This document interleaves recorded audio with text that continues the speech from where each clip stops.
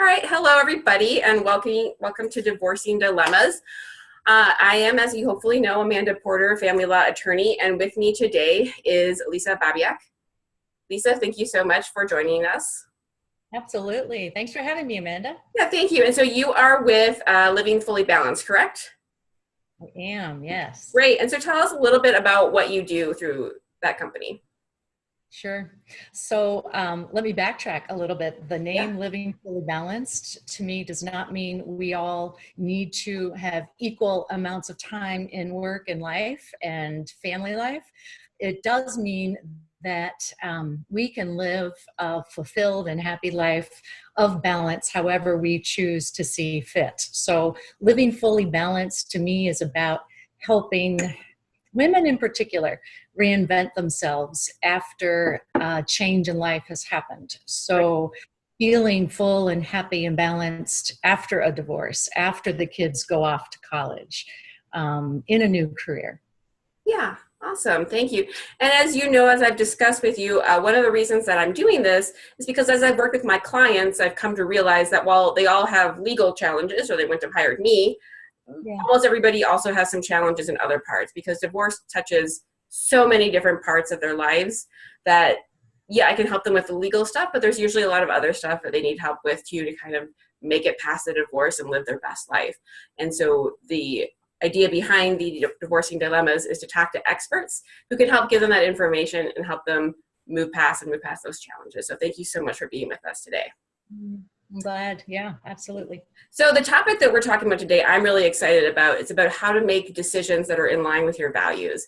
I'm very excited about that because as you can probably imagine, people who are going through a divorce have to make so many decisions, and a lot of them are really life altering. It's not just, oh, what do I want for lunch? What do I make you for dinner? It's really life altering decisions. And while I and other professionals can give the best advice we can, ultimately it's the client's life, and they're the ones that have to live with the decision. And so figuring out how to make good decisions when you're in a really stressful, chaotic time is really challenging.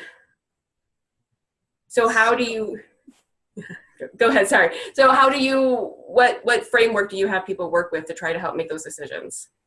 Sure. So can I just share with you and your clients that I have been in your client's shoes. So I have sat in a divorce attorney's office and felt hugely overwhelmed Yeah. by not just the legal decisions. Those are overwhelming. They were to me. However, it was the change in my life and every decision I made, I felt the importance of, oh my gosh, how is this going to affect me in the future? How is this going to affect my children?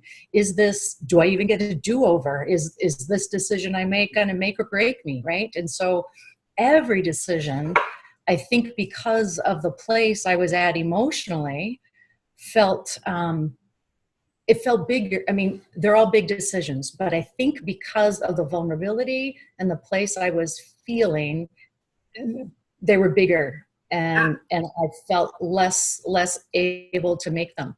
And so for me, I was in a place of stuck with a lot of those decisions. So after going through my divorce and also doing a lot of self-development for myself and researching and going through coaches training, I found great tools that are super simple to help kind of clear all that clutter of tons of information that sometimes can feel overwhelming. And it's all important. How do we start and where do we start? So I just wanted to give that a little bit of a background. Perfect. And so coming from a place of values, like you said, Amanda, is critical. And I've got to say that when we are under stress and in duress, self-awareness tends to be the first thing that goes. Yeah.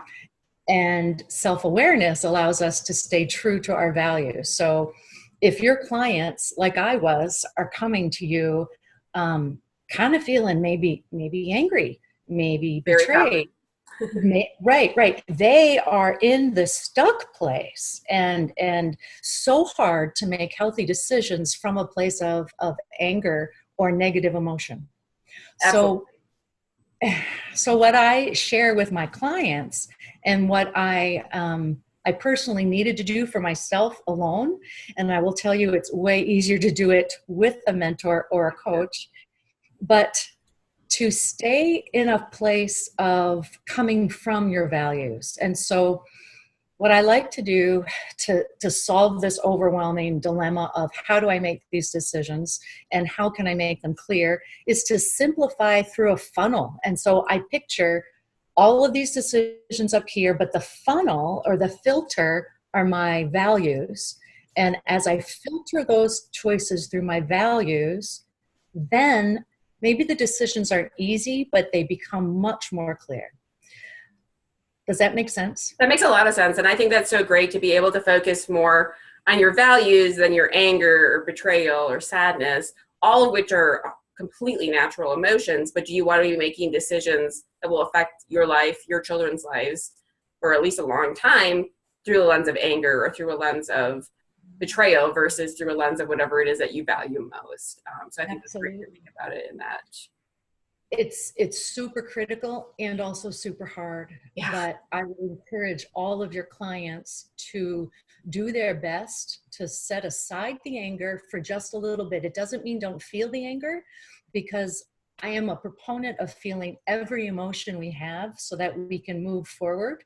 However, in the decision-making process of the divorce process, if we can think of it as this is just a thing I need to get through to the other side. Yeah. And in order for me to feel good and happy about my decisions on the other side, I've got to honor my values. So what are they? And for me, what I needed to do is decide how I wanted to show up as a role model for my daughters. So I've got two girls, and at that time they were in middle school and high school. And I thought, how do I show them a woman in a tough situation, yet I was able to act with strength and character and grace? And so those were the three words I filtered everything through. And so if I would answer something like, if I make this decision, am I acting with strength? Am I showing character? Am I acting with grace? Then perhaps my answer is made. My decision is made. However, if there's something about that decision that feels like, yeah, it sounds like you took the easy way out. Maybe you weren't strong with that one. Or, ooh, you weren't acting with character on that one. You're a little bit more snarky than needed, right? That kind of helped me reel in some of those feelings that were coming to surface at a wrong time, right? I think there are great times to feel those feelings of anger or frustration or disappointment, but maybe not in the attorney's office.